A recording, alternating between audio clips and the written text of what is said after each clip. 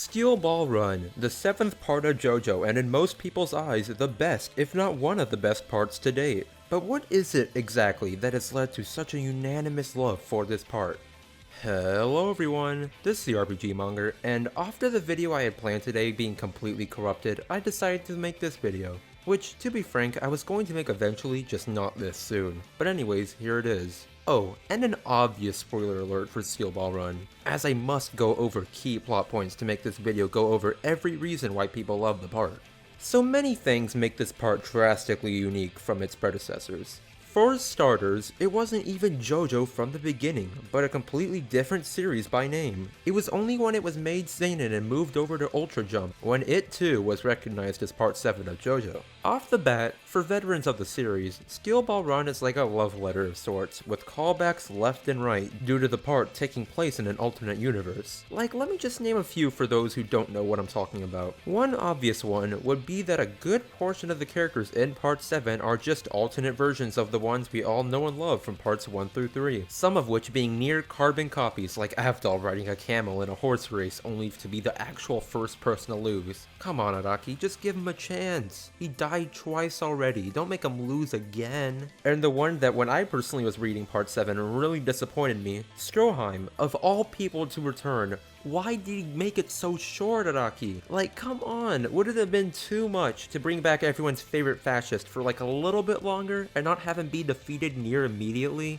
Come on. Though I digress, another one of the major things it brings back that was kind of absent from parts 6, 4, and somewhat 5, but not really, was the classic JoJo style of storytelling with our characters on a vast journey to a fixed location. I think we can all agree that by the time we got to SBR, we were in sure need of it. Like, it provides so many great situations. Like with all the, let's just say, interesting characters that are met along the way. Some friendly, some neutral, and some just really fucking evil. Though then, Araki also added in many new unique things to the series, like the parallel to Hamon, the spin, a concept that acts as more or less the main driving force behind most fights. A concept that was unique, yet strangely familiar at the same time.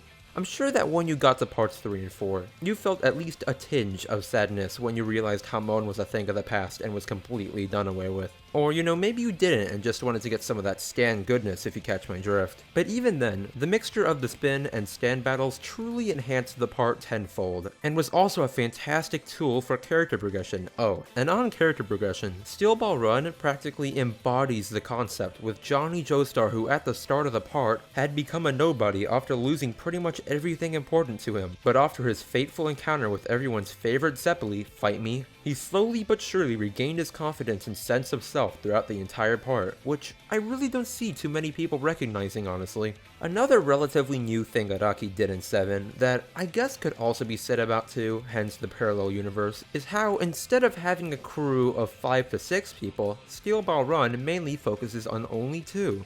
Johnny and Gyro. When it's not the amazing fights and situations, their interactions, goofs, and general bonding moments are really what make this series, in my opinion, so loved among other things. All it takes is some pizza mozzarella and you've got yourself a good character. Pizza mozzarella, pizza mozzarella.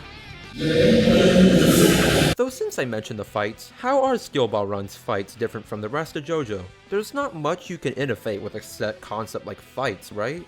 Wrong. Steel Ball Run does something vastly different from not all, but most JoJo fights. It makes them less physical, but more on the psychological. You see this immediately with a lot of the stands of the part, like for example with Mountain Tim and his stand being literally rope. Like I've said before, this has been done before, but it is way more prevalent in Steel Ball Run, I believe. Like hell, take a look at the entire True Man's World arc. It honestly does not get more psychological than that, I believe. Oh, and I haven't even covered the main villain yet. Funny Valentine really stands out to me in terms of JoJo villains. If I were to compare him, I would compare him to Poochie, since they really do not see themselves as villains and think their motives are absolutely pure. Though I believe Funny Valentine took it a step further and really enhanced the plot. The man is the physical embodiment of patriotism. Hell, the scars on his back are legitimately the fucking American flag, I kid you not. While Poochie's motives were just because of how much he believed in Dio, Valentine's were way more realistic and frankly believable. I'd say on the real scale, Funny Valentine and Kira Yoshikage sync up pretty well, don't they? Oh, and that serves as a perfect segue into my next point. The part is realistic. Granted, there's only a certain level of realism that can go into a manga who has a character whose power is to turn himself and others into fucking dinosaurs. In fact, excuse me, diosaurs. Hell, even at the end of the part, the kid that Gyro so desperately wanted to save that he basically sacrificed himself ended up dying of a cold anyways.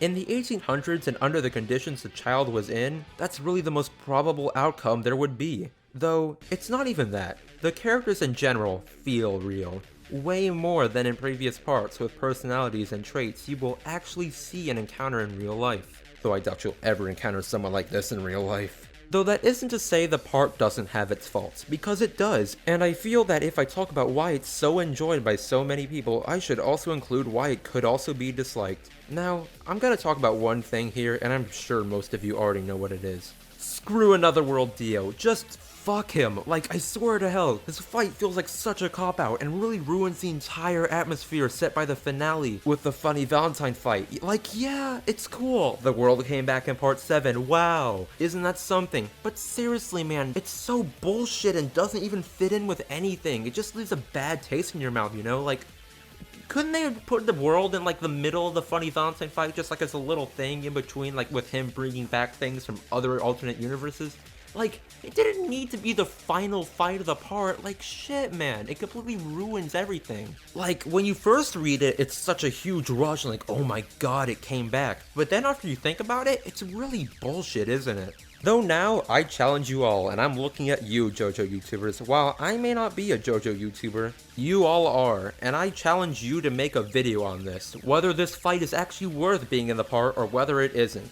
You can thank me later. That's a great video idea. And honestly, right now, I'm too brain dead to even think about it much more. So help me out here, will ya? Though that minor instance aside, Steel Ball Run was and is truly my favorite JoJo part. And just a little bias here, Gyro made the part for me. Like, yeah, Johnny was good, but holy shit, Gyro is legit my favorite character in all of JoJo just because of how rich his character is, with amazing scenes to funny gags. So overall, and in the end, that is why I believe Steel Ball Run is so widely loved. Though now I want to hear from you guys. For any of you out there who didn't like Steel Ball Run, tell me why. I'd really want to know the opposing viewpoint. So if you like this video and want to see more, do subscribe. And today's cool thing of the day is, you guessed it, Gyro Zeppeli. Because how could I not? Hell, I even cosplayed as him last year and did some interesting things. Though, that being said, I'm the RPG Monger, and don't forget that each and every one of you are fantastic.